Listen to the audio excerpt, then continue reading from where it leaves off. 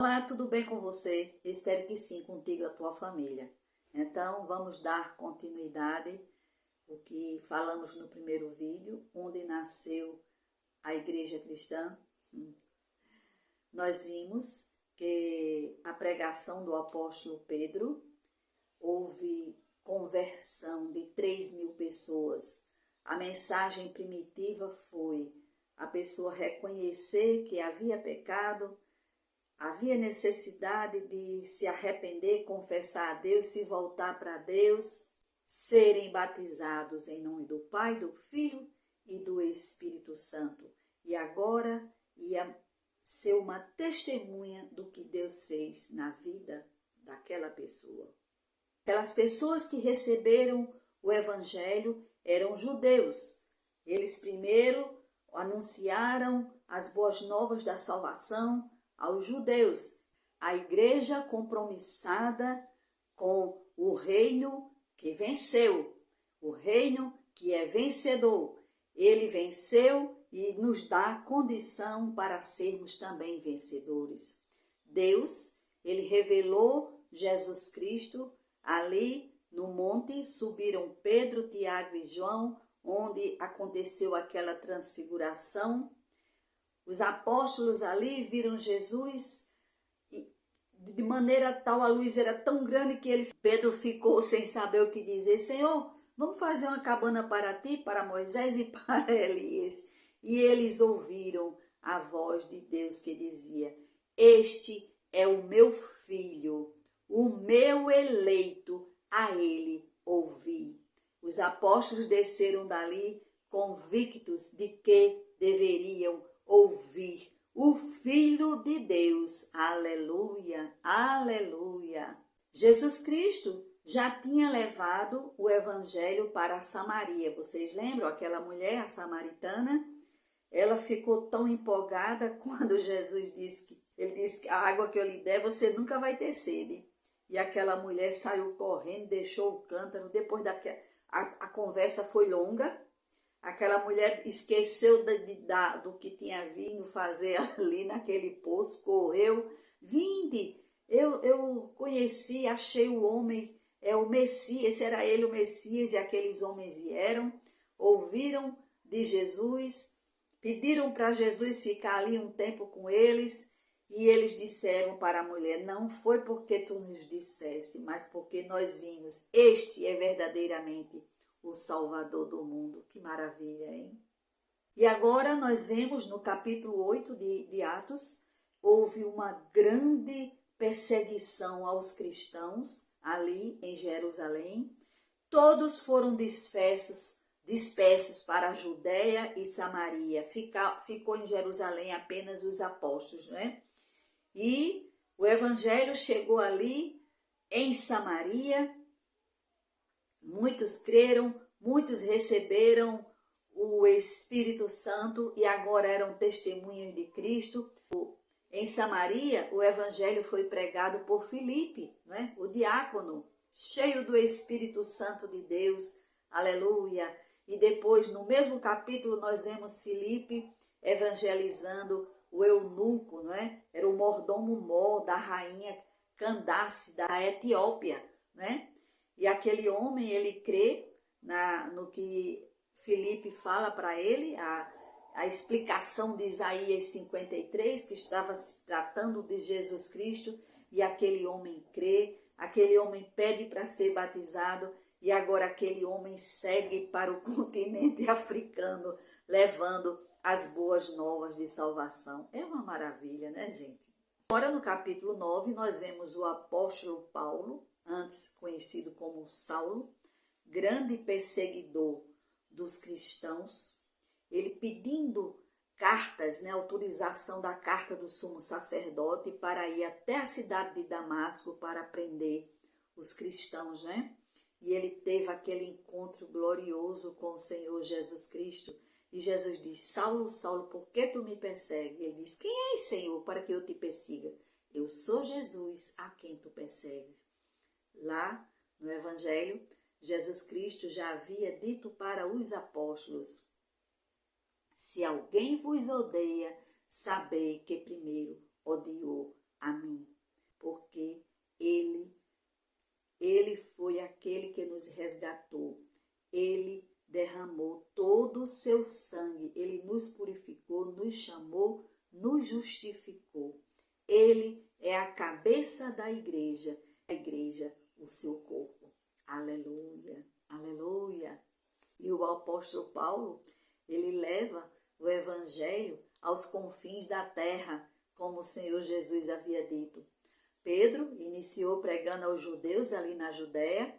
Filipe leva para Samaria, aleluia, e Paulo leva para os confins da terra.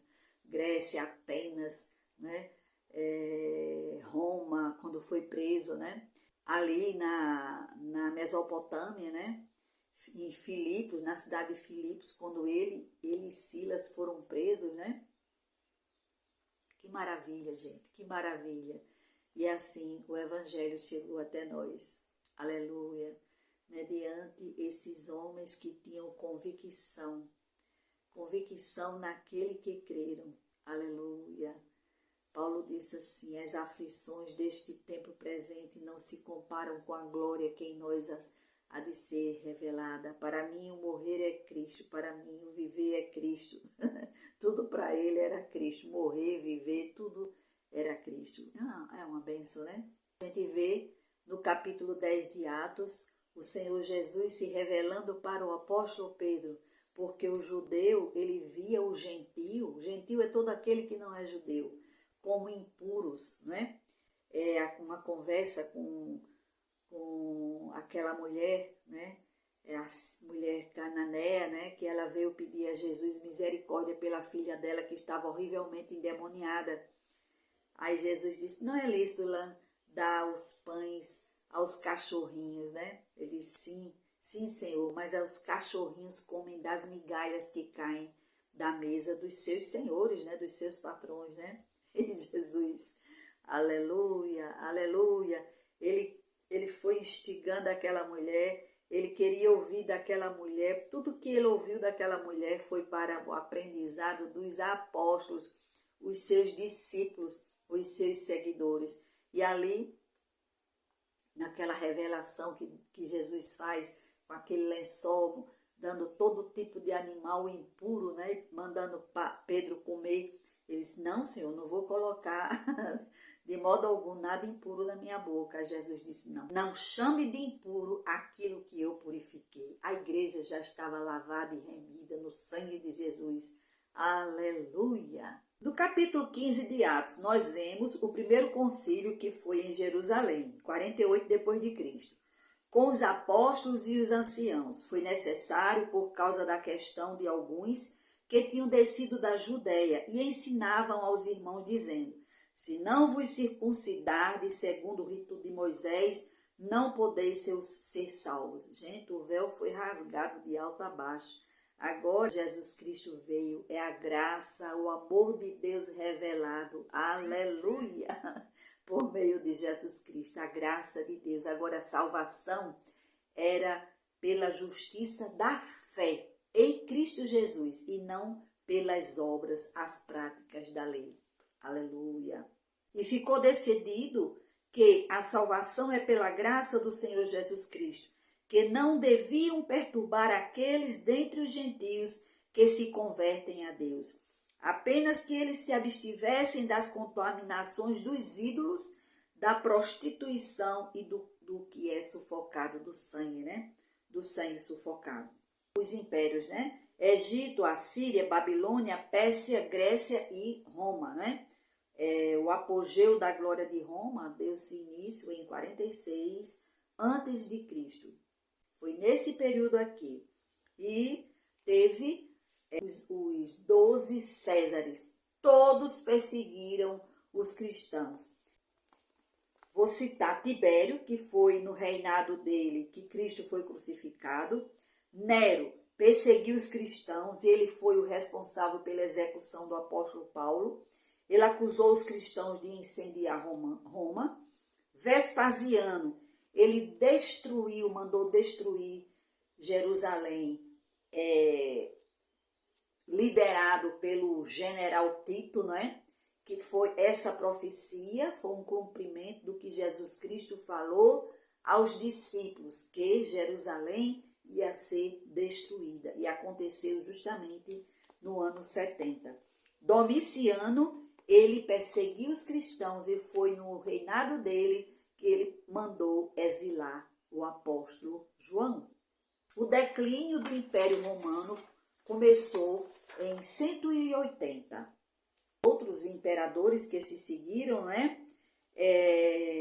teve 5 que toleraram o cristianismo, E os demais, todos eles, até o ano 306 depois de Cristo, todos eles perseguiram o cristianismo, Então, exatamente, foi no imperador Constantino, ele tornou-se cristão, e aí a liberdade de se evangelizar foi liberada, porque ele tornou-se cristão. Antes, em 301, os armênios haviam crido no evangelho, receberam o cristianismo. Agora foi no império de Teodósio, que veio depois de Constantino, que fez do cristianismo a religião oficial. Jerônimo, no IV século, ele traduz a Bíblia do hebraico e grego para o latim, dando origem à Vulgata. O Império Romano ele foi dividido no Ocidente, em 395, em Ocidente e Oriente. A do Oriente exatamente ficou na grande cidade, a Constantinopla. Das ruínas do Império Ocidental surgiu o Império Papal. No ano 313, teve o Edito de Tolerância por Constantino, já falei nele. Então, ele concedeu aos cristãos e a todos os outros plena liberdade de seguir a religião que a cada um aprovesse, o primeiro deste gênero na história. E foi adiante, favoreceu de todos os modos os cristãos, isentou ministros cristãos de impostos, do serviço militar, incentivou e ajudou a construção de igrejas, fez do cristianismo a religião de sua corte. Expediu uma exortação geral em 325 a todos os súditos para que abraçassem o cristianismo, porque a aristocracia romana persistia em seguir a religião pagã, mudando então a capital para Bizâncio e denominou-a Constantinopla. A Nova Roma encomendou a feitura de 50 Bíblias para as igrejas de Constantinopla, sob a direção de Eusébio. Foram abolidos a escravidão, os combates de gladiadores nas arenas, a morte de crianças indesejáveis, a crucificação como gênero de pena capital. Era o modo de ser morto, era dessa maneira que os romanos faziam, que era crucificação. A religião oficial do Império Romano só se efetizou no reinado de Teodósio, em 378 a 395, que tornou obrigatório cada cidadão fazer parte da igreja. Isto foi a pior calamidade que já sobreveio à mesma igreja. As conversões antes eram voluntárias, Ninguém era obrigado, por uma genuína mudança do coração e da vida. Agora, porém, as conversões forçadas enchiam as igrejas de pessoas não regeneradas. Entrou na igreja o espírito militar da Roma imperial, mudando-lhe a natureza e tornando-a uma organização política e fazendo-a precipitar-se no milênio das abominações papais.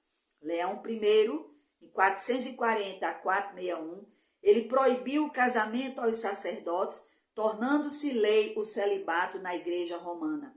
Mas o celibato produziu seus maus efeitos. Através dos séculos, a imoralidade notória dos sacerdotes tem sido um dos mais berrantes escândalos dessa igreja.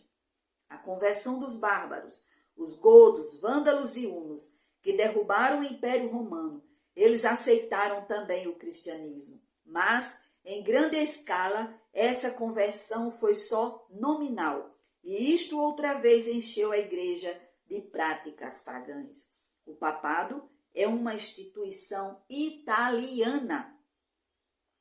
Surgiu das ruínas do Império Romano, ocupando o trono dos Césares, em nome de Cristo. A palavra Papa quer dizer Pai. A princípio, aplicava-se a todos os bispos ocidentais. Por volta de 500 depois de Cristo, começou a restringir-se ao bispo de Roma e logo veio a significar pouco comum, Pai universal, isto é, bispo de toda a igreja. Os jesuítas, ordem fundada por Inácio de Loyola em 1491 a 1556, era espanhol, sob o princípio de absoluta e incondicional obediência ao Papa, tendo como objetivo a recuperação de territórios perdidos para os protestantes e maometanos e a conquista de todo o mundo pagão para a Igreja Católica Romana. Seu alvo supremo era a destruição da heresia, isto é, a pessoa que pensasse diferente do que o Papa dizia pensar. Pio IX, em 1854, proclamou a doutrina da Imaculada Conceição de Maria como uma espécie de balão de ensaio para sondar os sentimentos do mundo católico sobre a questão. Em 1870, ele decretou no Concílio Vaticano que o Papa é infalível. A Reforma, Martinho Lutero, 1483-1546. Entrou na universidade em 1501 para estudar direito. Ótimo estudante, desembaraçado na conversação e em debates muito sociável e amante da música. Colou grau dentro de tempo excepcionalmente curto. Em 1505, decidiu entrar para o convento. Ele era um monge exemplar e muito religioso. Submeteu-se a todas as formas de jejum e disciplina. Por 2 anos suportou, segundo a afirmação sua, tais angústias quais ninguém pode descrever. Certo dia, em 1508, quando lia a Epístola aos Romanos, foi iluminado de súbito e a paz lhe inundou a alma. O justo viverá pela fé.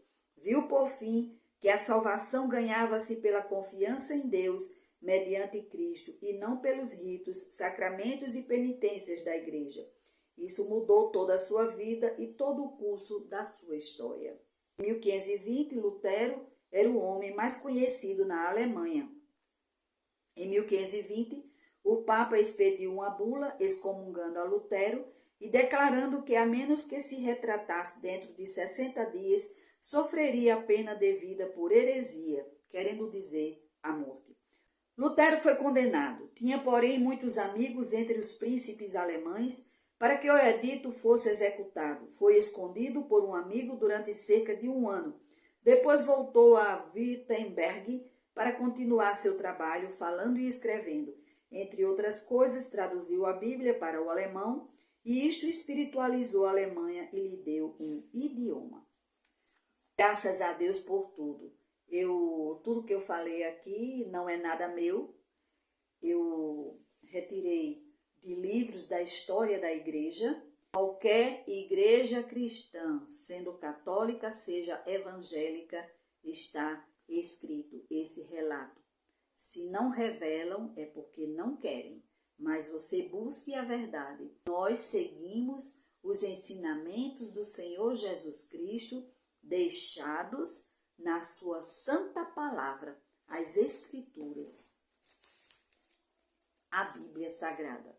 A gente só adora a Deus, unicamente a Deus, que Ele é o único que pode fazer por nós, dar o perdão dos pecados e esperança de vida eterna. Deus abençoe você. Até o próximo vídeo, o Senhor permitindo. Eu só tenho a agradecer a Deus. Muito obrigado, meu Pai. Muito obrigado. Em nome de Jesus. Amém.